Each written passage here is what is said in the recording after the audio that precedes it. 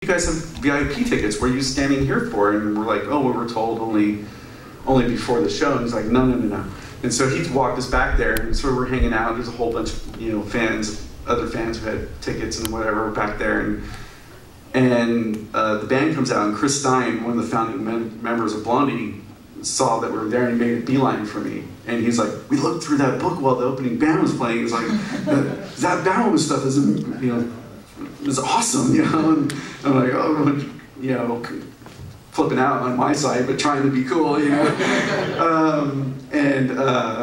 So we're talking, and I was with James Syme, who owns one of the best comic stores in California, the Isotope in San Francisco, and he's a huge Blondie fan, and he I was like getting really embarrassed because he's like, Chris, this guy's a big deal in comics, and all this stuff, and he's worked with Alan Moore, and Chris Stein goes, you know Alan Moore? And it was like the whole thing changed from there. And we were talking and stuff, and then so I have this tendency to sort of just some of the best mixing up my words, but some of the best projects I've gotten is just from just throwing myself out there. I can just be really stupid and blunt sometimes, and so I just blurt it out. I'm like, well, if you ever need an artist, here I'm talking to Blondie of all people, and Chris Stein goes, he's paused for about 5 seconds, and he goes, next album cover.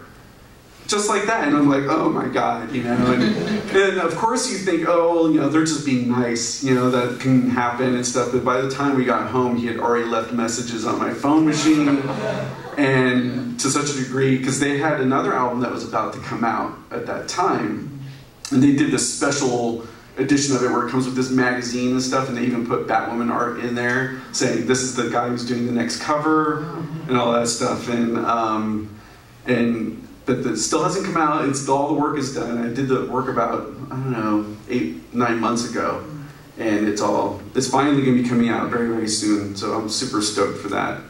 And what's so fun about doing something like The Sword and then doing work for Blondie is how, again, I can get the opportunity to show diversity, because there are two very different music styles going on. And but the funny thing is my interest in storytelling as a comic creator kind of impacted how I approached the art on those, because I kept wanting to find ways to make a narrative out of the artwork for the music, and that's been really cool. So I got to design the entire package. It's not just the art, I got to have a say over every detail of it. So pretty cool. See, when you see that in the shops, it's going to be a really big deal, right? Oh, I'm going to be like shaking. And the last funny little thing I'll say about working with Blondie, you would think this iconic rock and roll band would have so much to say about what goes on the covers, and I tried to have a phone meeting with them, talking, to go over ideas and stuff. And Chris Stein's like, he's like, I really don't know if I can contribute to this conversation. Just do what you want to do, And it was so funny. And it's like, what? Because usually they want to control the branding of how things appear, right? Yeah. Well, you might not realize it, but you're actually kind of super famous, Jim. I think maybe the Blondie experience will convince you at this point to start acknowledging that. We do just a couple questions then. Okay, is anyone?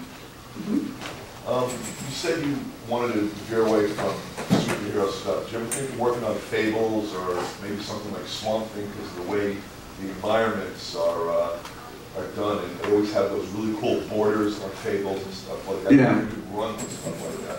Yeah, I would love to do that sort of stuff. I got to do 2 pages for Fables, issue 100. I think it was issue 100, where they had some different people come in and, Bill Willingham had asked some people that he knows, friends of his, what's an unanswered question about Fables that you want to see answered? And he did these little 2-page story things, and I did one of those. I love that kind of stuff. That was fun because I got to kind of toy with a different art style for that and make it a little bit more whimsical. So yeah, that stuff is very appealing. One more? How exactly do you come up with the character designs for all of the different people you make? Because it always seems that their appearance really fits their personality. like perfectly? Well, that's kind of an interesting question, because for me, I always try to look at all these characters as if they are people. You know, I think if a character isn't looked at as an actual existing person, then there's something wrong with that character. If you can't look at them and believe that they could be real in some form.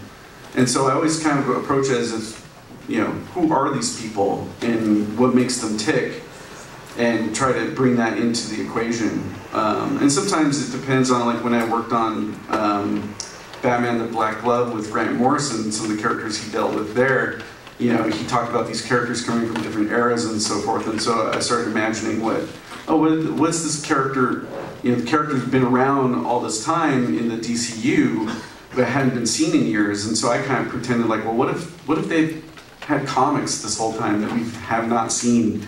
What did those comics look like? And then I'd start to develop what the characters look like from that. So that's one trick to doing it. So. Do we have time for one more? Yes. One more? Yeah, one more. Surely somebody. The last Sandman was epic. 5 months. So are the next issues as epic, and is it going to take that long? Well, yes, it's going to be epic. Each issue, you probably noticed this with issue 2 versus issue 1, how each issue of those two felt quite different from each other. The script for issue 3 feels quite different than issue 2, and I think that's probably what's going to happen all the way down the line. And as far as, you know, how long it takes to do it, you know, a lot of stuff comes up where, you know, life stuff comes up, or the holidays have come up and things like that, and the work takes, you know, a long time, and we have to, you know, find ways to do the work as best as we can under the time constraints, but at the same time, it's Sandman, and it needs to have the time it needs for it to be as best as it can be. You know, it's one of those, I look at Sandman as being one of those characters in series, it's a huge legacy character, and I find working on it a bit intimidating and daunting. And so I think that kind of can play a role in how much effort goes into each page. And I've also always been kind of the mindset that, you know, I understand that, you know, the story has to be told, but I also don't want to shortchange the story in order to serve time.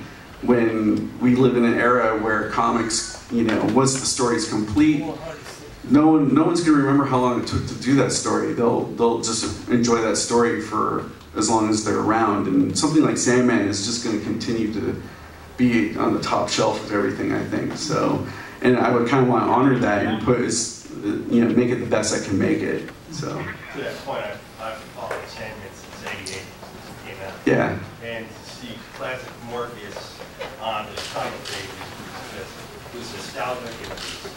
It was absolutely epic.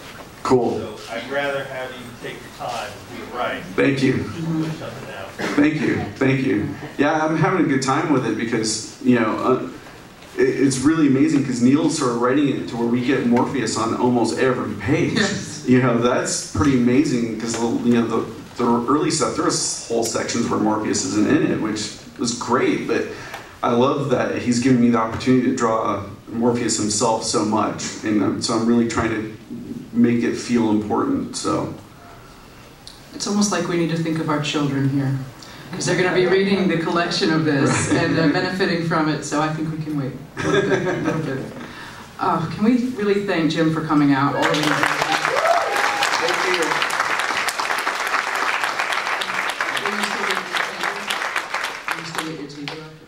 Yeah, you could probably catch me out there. I do want to walk around a little bit. I haven't seen anything, so, but yeah, you can. If anyone wants to come and talk to me some more, I'll be over C319 or something. I think is what it is. So. Thanks for coming out. Have a good time. Thank you. Hannah Means-Shannon. Bleeding cool. Check it out. Absolutely. Hannah Means Business.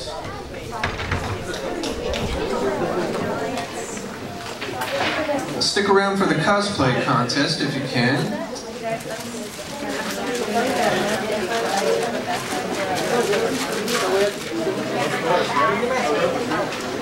Some guy will tell you that character.